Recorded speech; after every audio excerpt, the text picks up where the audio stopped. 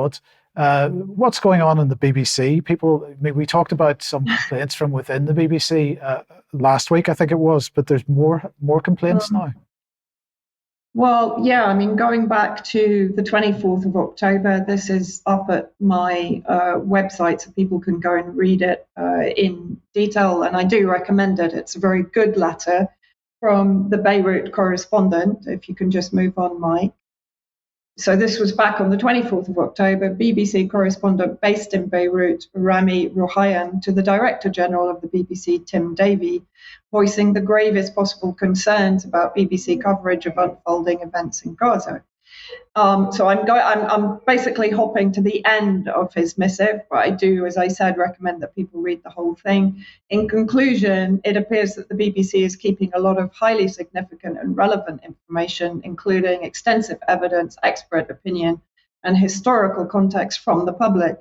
Members of the public cannot possibly form an informed opinion or a basic understanding of the unfolding events without access to such information. It also appears the BBC could be reinforcing Israeli propaganda meant to dehumanize the Palestinians. There's a lot more to be said, but these are the broad headlines. And he finishes with, this is a question now of complicity with the genocide against the Palestinians, genocide which has been described as such by international lawyers and UN agencies. So that was on the 24th of October. Moving forward to now, an article in Al Jazeera in the last couple of days, as Israel pounds Gaza, BBC journalists accused the broadcaster of bias. So let's have a look at the actual article itself. The BBC has been accused by its journalists of failing to tell the story of the Israel-Palestine conflict accurately, investing greater effort in humanizing Israeli victims compared with Palestinians, and omitting key historical context. So the same thing again.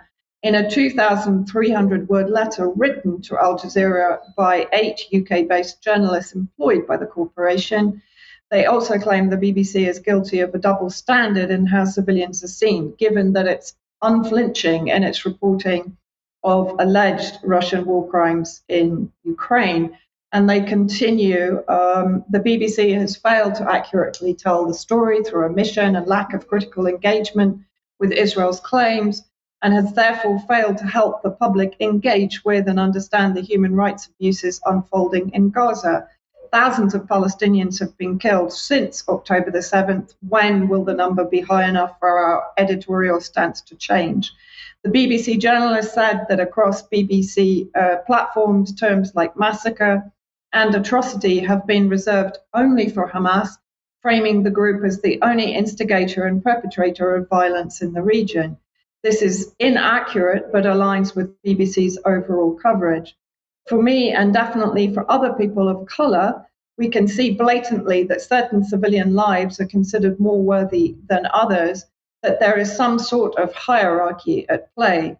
That is deeply, deeply hurtful, because actually none of us struggle to empathise with Palestinian civilians. So a very strongly worded letter, written anonymously because of fear of recriminations.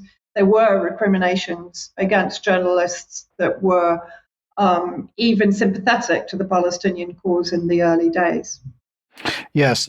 Okay. Well, I just want to bring the governor of New York on screen because, of course, the reason, one of the issues here is disinformation and so on. And we see evidence of mainstream media not necessarily being accurate in the reporting quite a lot of the time.